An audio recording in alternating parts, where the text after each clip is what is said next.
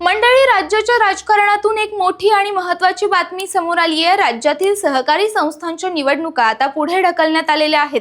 कारण राज्यभर सध्या मुसळधार पावसाचा कहर सुरू आहे आणि त्याच पार्श्वभूमीवर हा निर्णय घेण्यात आलाय।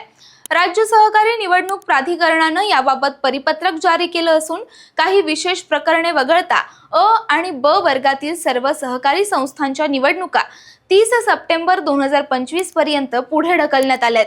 याचा थेट अर्थ असा आहे की या निवडणुका आता ऑक्टोबर मध्ये होण्याची शक्यता आहे। पावसामुळे राज्यातील जनजीवन विस्कळीत झालं आहे। शेतकऱ्यांचे आणि पशुधनाचे मोठे नुकसान झाले आहे। अनेक जिल्ह्यांमध्ये शाळा बंद ठेवाव्या लागल्या आहेत। मुंबईत तर लोकल ट्रेनच्या वेळापत्रकावरही मोठा परिणाम झालाय।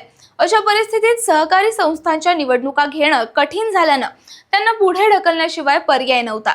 आता प्रश्न असा आहे की पावसाचा हा परिणाम फक्त निवडणुकांपुरताच मर्यादित राहणार आहे की यामागे काही मोठं राजकीय समीकरण दडलंय?